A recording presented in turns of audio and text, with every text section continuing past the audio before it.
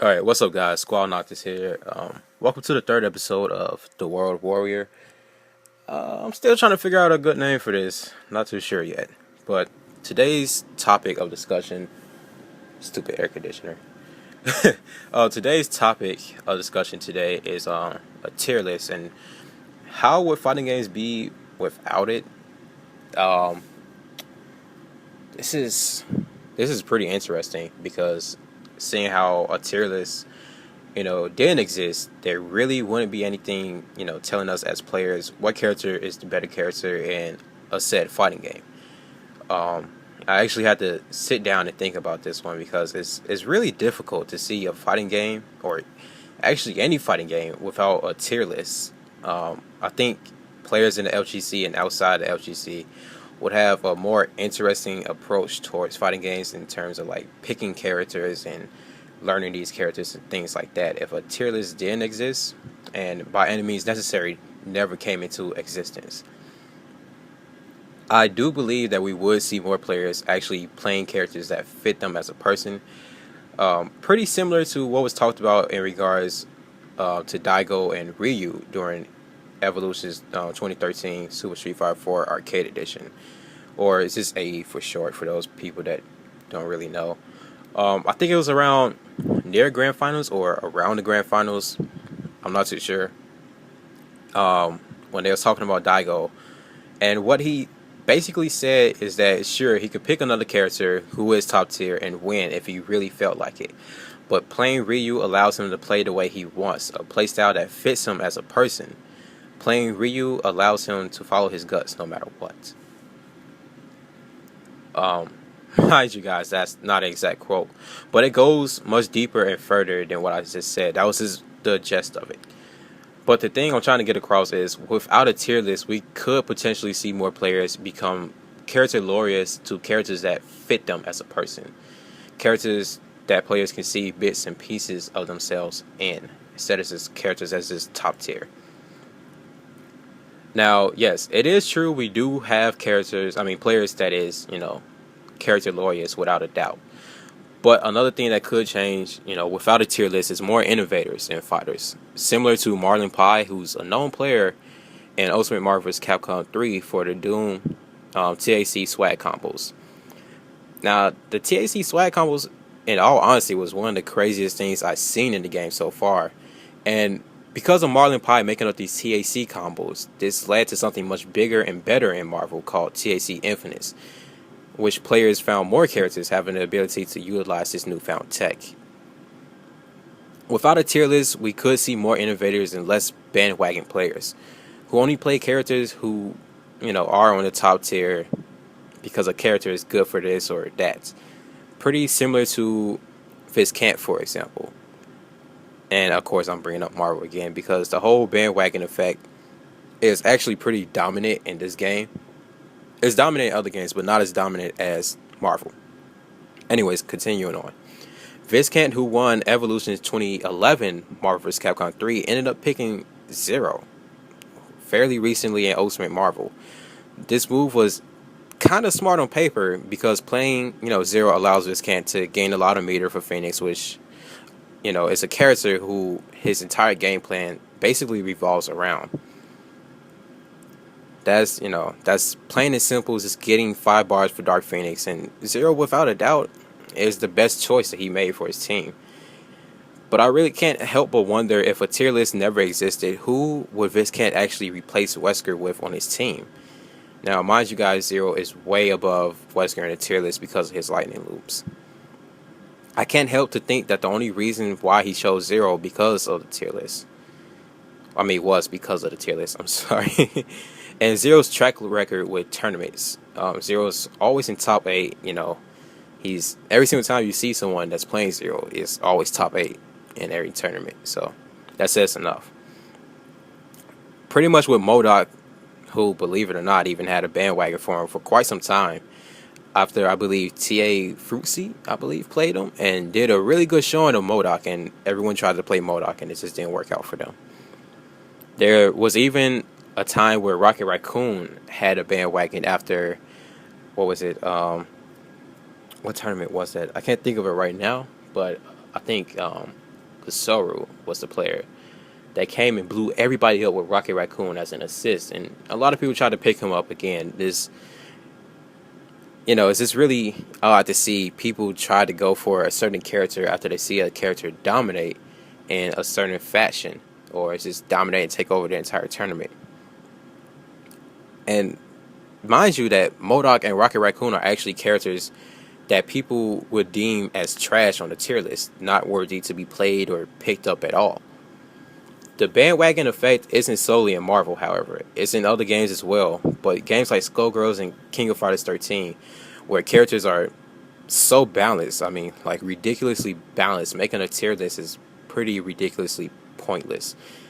And it really does show that a tier list isn't exactly needed for a fighting game. Let's again look at AE's 2013 Evolution Championship. This year, where Xian, a very strong game player, I mean very strong, one of the best game players I ever seen, took Evo beating characters like Akuma, who's well above Gen in the A tier list. Now, of course, who knows what would have happened if Xian played Infiltration instead of Tokido, but the point I'm trying to get across is that a tier list isn't really needed in fighting games. Anyways, Gen winning Evo actually shows that any character in any fighting game has the potential to win a tournament or tournaments.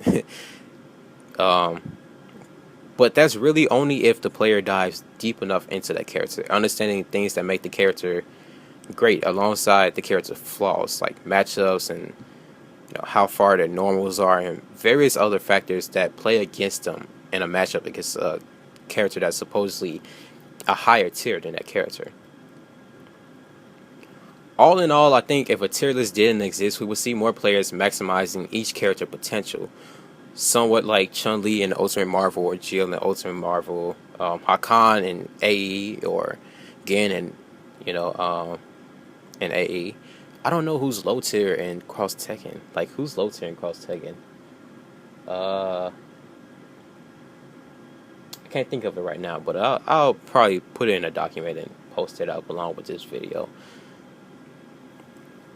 But we will see more characters, more characters maximize potential from players because of a tier list no longer existing. We will probably also see more technology for more than just a set number of characters like Virgil, Dr. Doom, Magneto, who's else top tier in Marvel, Viper, and other set top tier characters. We will also probably see more in-depth character tutorials because, I'll be honest, for a lot of characters that's low tier in fighting games, if you really want to learn these characters, it's really hard to find a good in-depth tutorial for them because no one really plays them, and the people that do play them are kind of decent with the character. They haven't fully realized the character's maximum potential. Overall, we will probably see more of everything, a better variety of top 8 instead of the same characters, the same people over and over and over again, and more more characters from a 40 character cast and so on and so forth. Though there will be people who still say, well, this character beats this character for this reason, or this matchup is 7-2 for this reason. It would not only be impressive but more interesting and more exciting to see something new from different players and different characters at that. And I think this is something that Capcom is trying to gain with also Street Fighter 4. And that's mainly because they said in this update that they plan to make everyone a threat, which could potentially mean that characters could start at the C rank or maybe C plus rank in the tier list, quotation marks. But I think we'll see a lot more characters from this game. We'll see probably more Oni players, probably more Evil Ryu players, probably more anything. Just anything from these characters that we don't really see often, like Yang and Makoto, especially Makoto. And that's one of my favorite Street Fighter characters, and I can't even get the hang of her because I don't play E, but it's cool. Overall, I think fighting games in general will just be more exciting because what we really have an issue with when it comes down to fighting games is this tier list. We keep seeing the same top tier characters with the same players, and it's kind of really hard what to put the actual blame on, because it could be the fact that a lot of people just aren't hungry enough. But it also could be the fact that a lot of people, instead of playing characters that actually fit them and allow them to play the way that they want to play, they end up picking characters that are very top tier because they see them win tournaments, because they see everyone playing these characters, and they know why these characters are good, but they don't know why lower tier characters are good. Just like Seth said with Marvel, Jill is one of the better characters in the game, and I have to agree with him because I see the potential that this character has. I see that she is indeed a very heavy mix-up character. But she also has the potential to do 900k damage on anyone with the right assist and things as such. I mean, Jill is a very strong character in Ultimate Marvel vs. Capcom 3, and I really do want to see more of her. And yeah, I know this is kind of funny, listening to me talk about tier lists and saying how tier lists are this and that, and they should basically be, vanished from the face of the earth. And I played Law and Julia in Cross Tekken, and Law and Julia are very top tier characters, but that wasn't the reason why I picked them. The reason why I picked Julia is because Julia allows me to play the way that I like to play, and I really like to be in your face at all times. Like anyone that played me in Marvel, any of my friends that played me in Marvel, they know how I like to play. I like to play very rush down, but there's always that one character, on my team that I can just sit there and play a little bit more patient with. And Law allows me to play that patient type of game. It allows me to wait for you to make a mistake or wait for you to jump in, which is something that I've seen a lot of people try to do against me. And I have flip kicks. Like, flip kicks is one of the better anti-airs in this game, because one flip kick and that's easy, maybe 300, 400 damage. I'm not too sure. I have to go to the lab and actually check that out and look at numbers and everything like that. But Law and Julia allows me to play Cross Tekken the way that I want to play, and that is playing patient and then rushing you down at the right moment. And that's why I usually bring in Julia to make her come in and do her rush punch that crumbles, or the faint rush punch, which comes in and I could get to jump over you, or I could dash in and grab you, try to backdash or anything like that. It's very good, and that allows me to stay constantly on top of you, even though dashing in, and her wind whirl is pretty good against projectiles. But this is another topic for another day.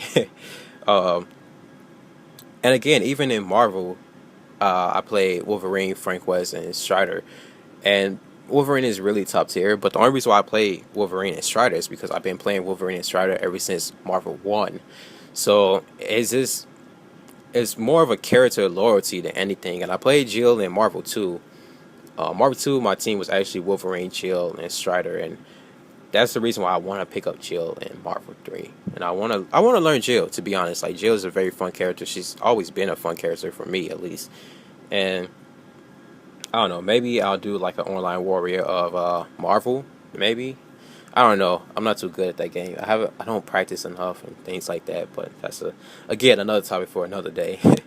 But yes, overall, if a tier list never did exist, I really do feel that we will see more characters from the lower tier and middle tier. We will see more in-depth tutorials. We will see more players in top 8. We will see just more of everything that makes games exciting. And that's what really makes fighting games exciting. Like, seeing the same top 8 players with the same top 8 characters, that gets boring. And now it's gotten to the point where players are just, colluding with one another, because hey, they know that it doesn't matter at this point. Like, no one's really hungry in, let's say, a game like Marvel. Like, no one's really hungry in Marvel. No one's really hungry in AE. No one's really hungry in Cross Tekken, because you see the same top 8 players every single time. But that's all I have to say about this. If you guys like the video, please leave a like, a comment, and favorite, and all that good stuff. Make sure that you subscribe for more videos and more daily videos as well. This is Squall Noctis, and I'll catch you guys later.